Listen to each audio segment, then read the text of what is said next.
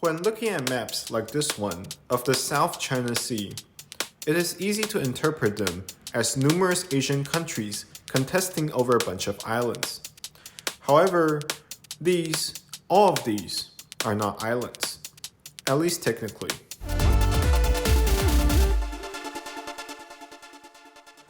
Let's begin. The so-called islands in question are the Spratly Islands, located in the southern portion of the South China Sea. Currently, 5 countries have physical presence in the area: Taiwan, the Philippines, Vietnam, Malaysia, and of course China. Having a physical foothold in the area is important due to an ongoing dispute regarding maritime boundaries. As shown above, the claims of nearby countries overlap significantly, especially in the Spratly Island region. According to the United Nations Convention of the Law of the Sea, or UNCLOS for short, every state has the right to establish its territorial sea up to 12 nautical miles from its shore, as well as an exclusive economic zone up to 200 nautical miles from its shore. Over a third of the world's trade passes through the South China Sea, not to mention vast amounts of oil reserves hidden below the sea floor, which according to UNCLOS could be explored and exploited exclusively by the coastal state.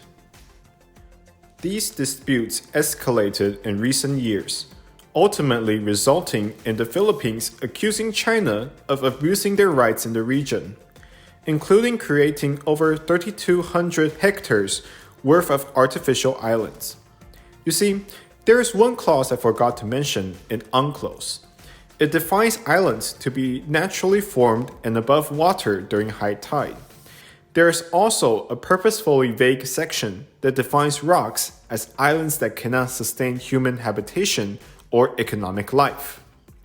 The significance of this is that islands are entitled to both territorial waters and exclusive economic zones, but rocks, on the other hand, are only entitled to territorial waters. This is a list of naturally formed high tide features in the Spratly Islands. As you can see, none of China's footholds in the region are listed.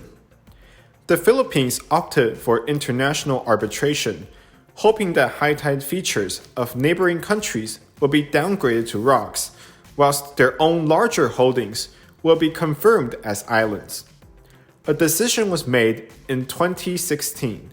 The aptly named South China Sea Arbitration determined to the dismay of not only China, but all neighboring countries that all high tide features in the Spratly Islands were rocks. I got curious at this point and wanted to see for myself what these islands actually looked like. Surprisingly, the largest high tide feature in the Spratly Islands is held by Taiwan, a largely ignored country in the South China Sea dispute. You may have heard of the 9-dash line of China.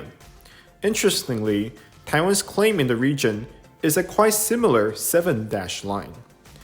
Taiwan's holding is Itu Aba Island, or Taiping Island, with an area of around 46 hectares, located some 1,600 kilometers from the Taiwanese mainland.